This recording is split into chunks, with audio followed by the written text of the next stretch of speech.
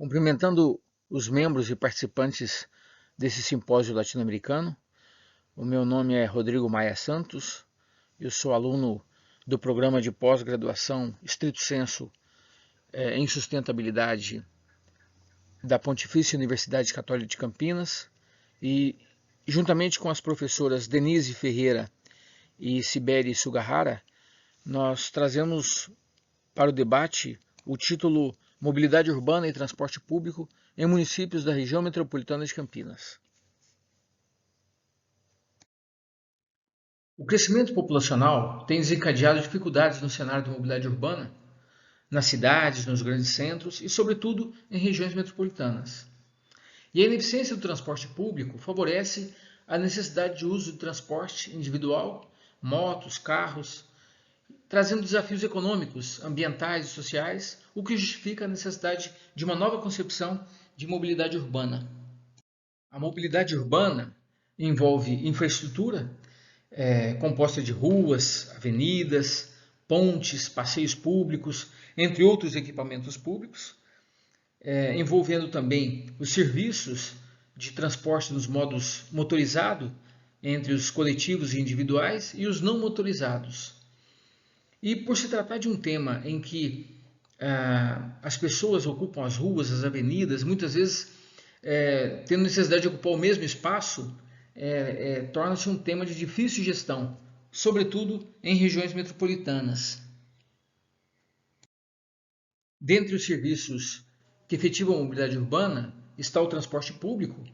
que inclusive encontra-se presente na Carta de Paris, especificamente na meta 11.2, prevendo a missão de proporcionar a expansão do transporte público de forma segura, sustentável, com preço acessível a todos, promovendo a acessibilidade das pessoas, principalmente em situação de vulnerabilidade. Nós trazemos então como objetivo a proposta de discutir a mobilidade urbana de municípios inseridos na região metropolitana de Campinas, à luz da Política Nacional de Mobilidade Urbana e do Objetivo de Desenvolvimento Sustentável, de número 11, no contexto do desenvolvimento sustentável. Como método de pesquisa, ela se trata de bibliográfico e procedimentos técnicos são feitos de pesquisa documental e estudo de caso, e os documentos e fontes de dados utilizados são a Política Nacional de Mobilidade Urbana e a Agenda 2030, formulada pela ONU. E como estudo de caso, nós trazemos o Corredor Metropolitano Noroeste da Região Metropolitana de Campinas, sob a gestão do Governo do Estado, especificamente mediante a Empresa Metropolitana de Transporte Urbano de São Paulo, a MTU. Entre as questões que impactam o desenvolvimento sustentável nas cidades e regiões metropolitanas, encontra-se a poluição do ar e a poluição sonora. E neste contexto, os meios para promover a mobilidade urbana exercem então influência na questão da poluição das cidades. E a mobilidade urbana refere-se à capacidade de locomoção das pessoas nos limites de uma cidade ou até mesmo de uma região metropolitana. E a mobilidade urbana está presente então na Carta de Paris, Agenda 2030, formulada pela ONU, que se trata de proporcionar o acesso ao sistema de transporte seguro, acessível e sustentável. A acessibilidade, portanto, é a garantia do direito ao acesso aos bens, serviços e equipamentos públicos de forma igualitária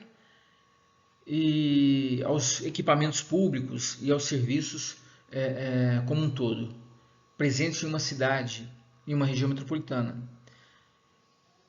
E pode ser considerada que a mobilidade urbana e a acessibilidade se completam, pois é impossível imaginar a garantia da acessibilidade sem a presença dos equipamentos da mobilidade urbana, tanto dos serviços como dos equipamentos, né? Entre os meios de mobilidade urbana encontra-se o transporte coletivo, em caráter público, como instrumento de garantir a acessibilidade. O governo federal instituiu em 2012 a Política Nacional de Mobilidade Urbana, prevendo atribuições nos 3 níveis de governo, federal, estadual e municipal, e estabelecendo como objetivo a redução da desigualdade através da promoção da inclusão social, a garantia do acesso aos serviços básicos e equipamentos sociais, fundamentado nos princípios da acessibilidade universal, equidade no acesso aos cidadãos, ao transporte público coletivo, eficiência, eficácia e efetividade na prestação dos serviços de transporte urbano e na circulação urbana segura aos deslocamentos das pessoas. Então, o serviço público de transporte de passageiros deve ser acessível a toda a população mediante pagamento individualizado, com itinerário e preço fixado pelo poder público. O crescimento do município de Campinas, assim como outros municípios do interior do país, teve um crescimento específico a partir da década de 70, promovendo aí o fortalecimento das cidades circunvizinhas e tornando um polo regional com base econômica expressiva, formado pela indústria e agricultura, e o rápido crescimento ele ocorre, assim como nas grandes metrópoles, ele tornou-se um crescimento desordenado, com acentuada conurbação. No ano 2000, o governo do estado então cria a região metropolitana de Campinas e o governo do estado, no ano de 97, ele criou um estudo chamado Caminhos Metropolitanos, especificamente na capital paulista, na região metropolitana de São Paulo, especificamente, para fazer o estudo das rodovias, das principais rodovias, das vias arteriais, para que surgisse ali uma sincronia no serviço de transporte. Isso foi estendido para os municípios, para a região metropolitana da Baixada Santista e também da região metropolitana de Campinas,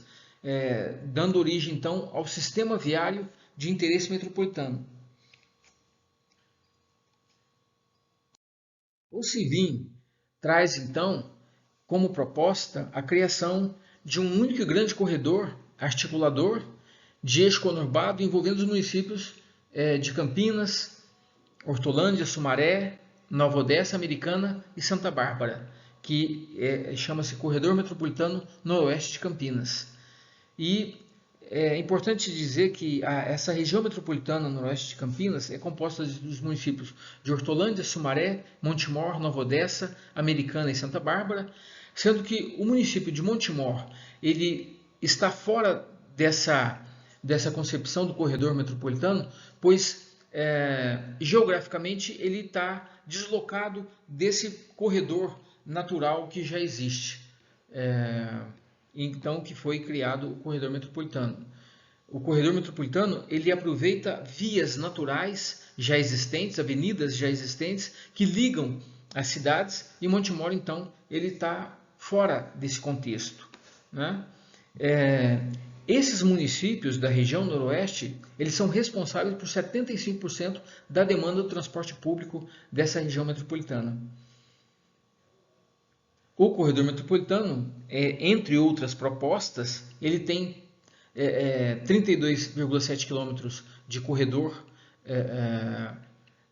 ao longo como um todo e sendo 7 quilômetros de faixa exclusiva para ônibus.